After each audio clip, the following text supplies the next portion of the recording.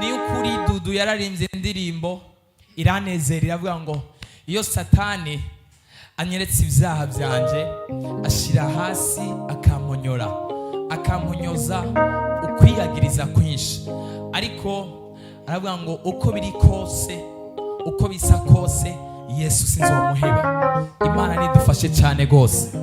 Burya umubiri niyo nzitizi ya mbere yo kugororoka no gusenga ku buzima bw'umuntu, kubera ko iby'umubiri ukunda nibyo mwe muyanka, kandi ibyo mwe muyanka nibyo umubiri ukunda. Ariko hari igihe bimwe na bimwe bisaba yuko wiyambura ibyifuzo by'umubiri kugira ngo wifatanye n'umutima w'Imana.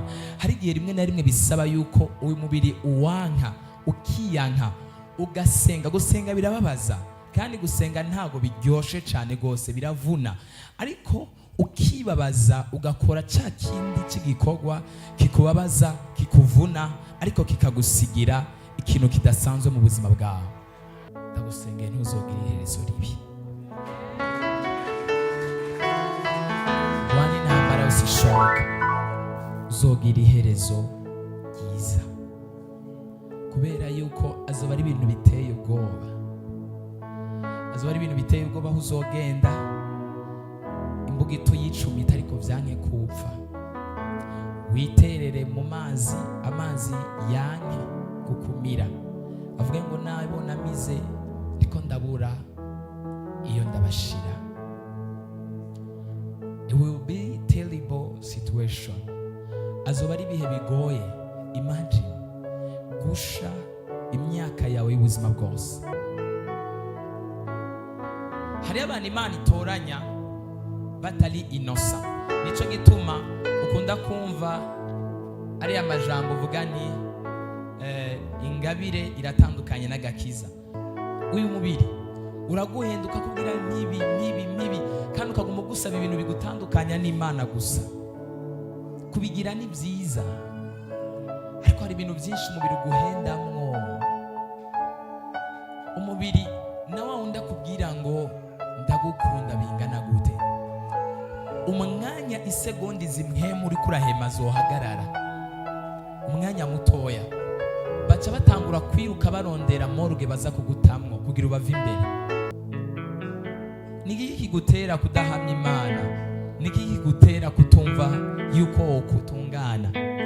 Niki kigutera nihe confidence igutera kumva yuko n'abari bakomeye uyu munsi ntibakiri mu mwemu y'umubiri? Ariko ikintu kimbabaza kandi giteye ubwoba ni ikintu kivuga ni inyuma y'ubuzima nta kwihana kubaho. Umuntu akaba yanagukoreye ikintu ariko ugitwaye imyaka myinshi muri wewe, uzobura ijuru ushobora kugupfa giturumbuka ubitse inzika y'imyaka, kandi ubika inzika yibereye amahoro. Wo kwideshaja ugakuramo iyo nzika itazokubuza ijuru. Hari abantu benshi baguma bavuga ngo dukundane muvuga urukundo rw'Imana muvuga ibiki, ariko ari mwebwe abantu ba mbere mu bitsisha ari mu mitima yanyu, mu bitsisa ko mu mitima yanyu you calling for holiness. Nimba ari tantine wawe yakuroze ukabimenya, take out of your heart. Nimba ari umuntu yashatse kukwicisha ukabimenya, sohora mu mutima wawe wibera amahoro. Na uguma mubitse ngo yashatse kukwica ariko ntiwapfa, hama bikumarira iki? Kutapfuye. Warukwiye guhimbaza Imana hamukibera amahoro mu mutima.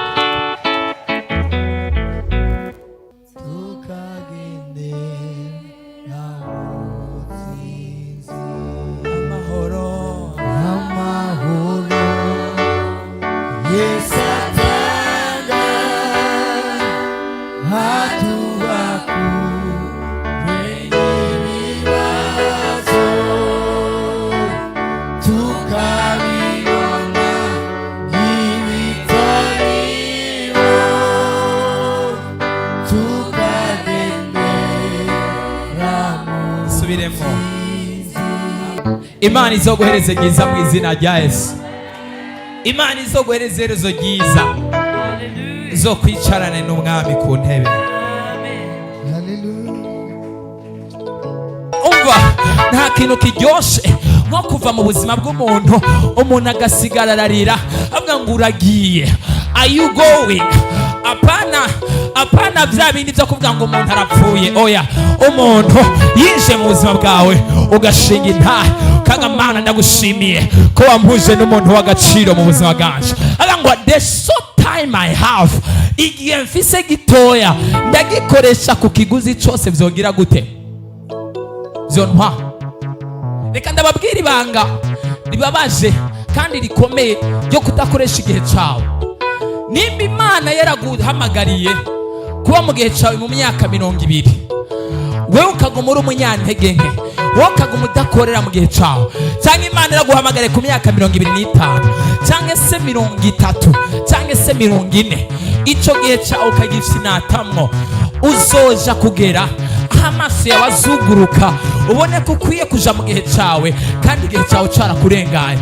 Ugwana intambara, uje kugwana intambara yo kugera hahandi wari kugera mu myaka 30.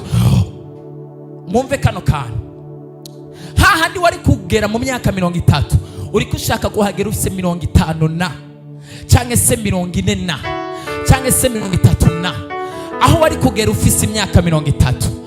Imana ishinge cyane. Turaba nk'ubu Imana itahamagara intumwa y'Imana Imana Joseph, byari kuba bimeze gute? Imana ishinge cyane rwose.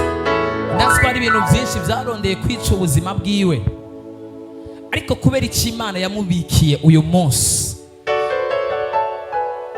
kugira urabona ingabire, ariko arashira habona ngaha abavuga butumwa benshi, abasenzi benshi, abavugishwa benshi, intumwa nyinshi, ariko ahagurutse ingabire nyinshi cyane kandi anazisiga amavuta. So uyu munsi turashima Imana kuba yaramuremye, kuba yararemye intumwa y'Imana Imana Joseph. Ariko hari igihe yigeze kubamwo asuzuguwe cyane, agawe cyane, mwama mwumvise ariko arashinga intahe ngaha, ariko Imana imwinjije mu gihe ciwe bituma abantu bashima Imana. Abo atanazi bakure bakavuga ni papa, muvyeyi, papa, bakamwita umuvyeyi, bakamwita papa. Kubera iki? Ivyo ariko arafasha ubuzima bwawe. Imana iguhezagiye igafasha ubuzima bwawe, bituma abantu bashima Imana ku bwa presence yawe. Naho wowe uri umusore barakwita mutama, naho wowe ukiri mutoya n'abagusumba barakwita mutama, because of what? Igihe cyawe. Imana ikwinjize mu gihe cyawe mu izina rya Yesu. Mukunde gusenga, mbashaka ndabakundishe gusenga. Narababwiye igihe cyose Imana izongirira opportunity yo guhagarara imbere y'ubwoko bw'Imana, sinzohava nasenze. Naho nzo bafite iminota 5 nzovuga ubutumwa iminota 4, ubundi umwe tuwusengemo. Mpaka mukunde gusenga gushikaho umuntu atazoba ari capable yo gusenga iminota 2, azogenda duga yiyongera, asenga. Nta bundi buryo bwo gutsinda Satani atari gusenga, only prayer. Cyo gituma nkunda kubivuga kenshi cyane, many times. Nta bundi buryo bwo kuvugana n'Imana atari gusenga, nta bundi buryo bwo gukomunika n'ijuru atari gusenga. You need to learn how to pray. Hamagara imbaraga z'Imana, hamagara ububasha bw'Imana. Yesu reka wiyerekane kuri uyu munsi. Yesu reka wiyerekane mu ishusho yawe iteye ubwoba. Reka wiyerekane mu bundi bwiza bwawe. Reka wiyerekane mu yindi image. Reka wiyerekane mu bundi bwiza. Reka wiyerekane mu zindi nkomezi. Reka wiyerekane mu bundi bushobozi. Reka wiyerekane mu zindi imbaraga. Rabasakate koshia. Rebloko sataya. Imbaraga zima turugurusha ikirere, duhamagaje gukomera kwawe, duhamagaje ubushobozi bwawe, duhamagaje imbaraga zawe, duhamagaje imbabazi zawe, duhamagaje ubwiza bwawe. In the name of Jesus, In the name of Jesus. In the name of Jesus. In the name of Jesus. Fire! Yeshua, open your power. Open your grace. Open your mercy to fall upon your people today. To fall upon your people today. To fall upon your people today. Fire! Mana kora ku bwoko bwawe. Mana bohora abantu. Iyambure inyatsi yose. Iyambure amablokaje yose. Iyambure imigozi yose. Iyambure karande yose. Iyambure imizimu yose.